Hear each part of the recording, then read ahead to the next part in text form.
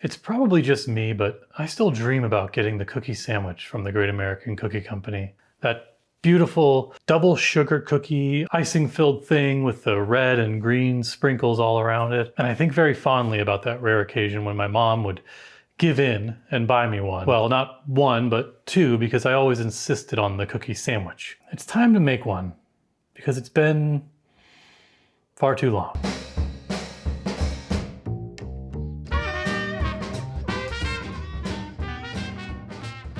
Let's get started.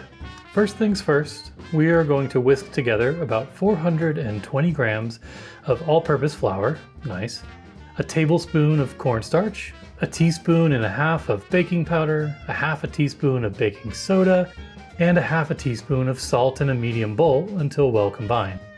And then we'll set that aside while we get our stand mixer set up with the paddle attachment, which we are going to use to beat together 3/4 of a cup of softened butter with 170 grams of granulated sugar and 115 grams of light brown sugar until it's nice and aerated, which will be about 3 or 4 minutes.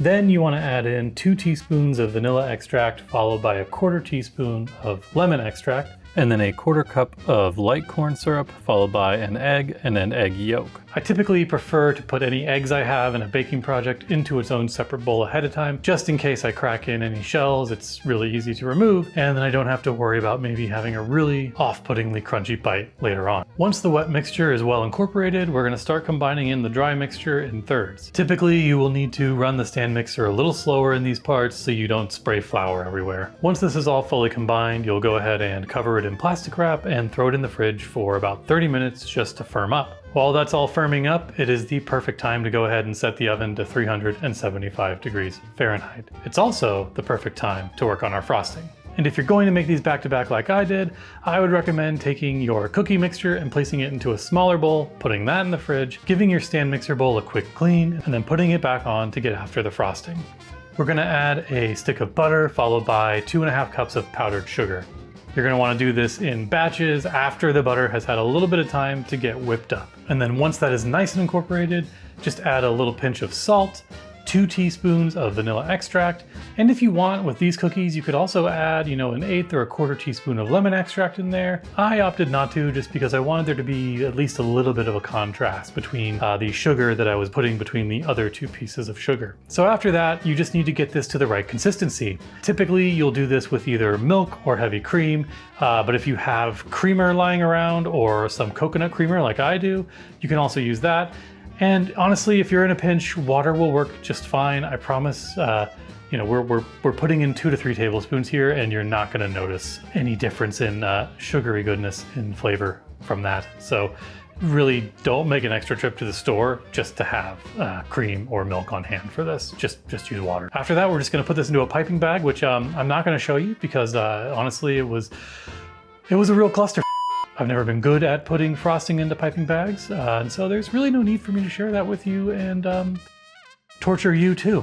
Now that should have been just about the right amount of time for the dough to firm up in the fridge. So we're going to pull that out and then portion it off into 2-ounce balls, which should roughly take up just about all of it. And then we are going to put our rainbow sanding sugar into a big bowl, drop a few balls in at a time, and then roll them around in that sugar. Make sure you get that stuff pressed in there so that it doesn't fall off, and then give it one last roll with your hands before placing it on a parchment-lined sheet tray.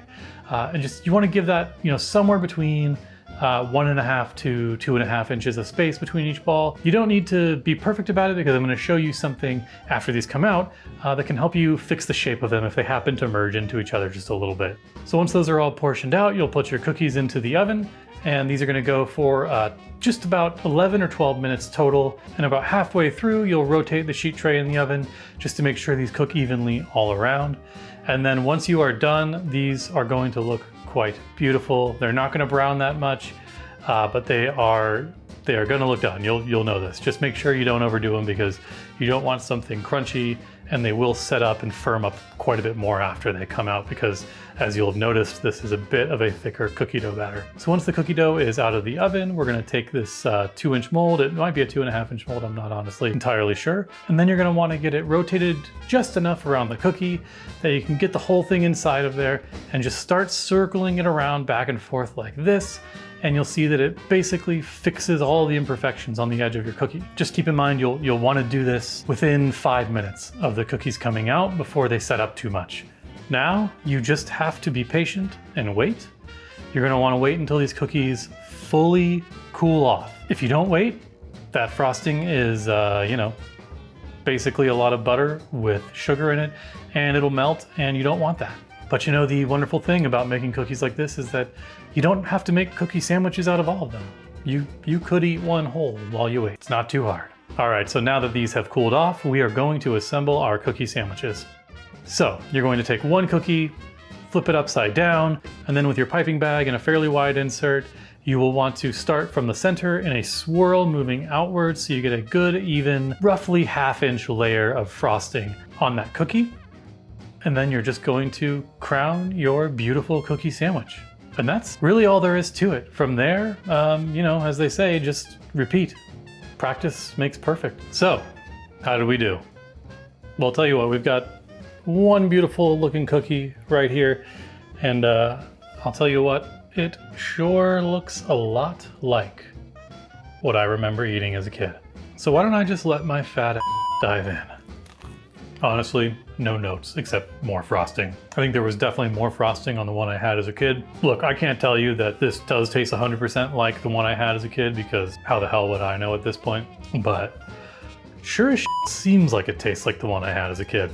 So, yeah, I can feel the diabetes already. And that is just how easy it is to make a Great American Cookie Company sugar cookie sandwich at home.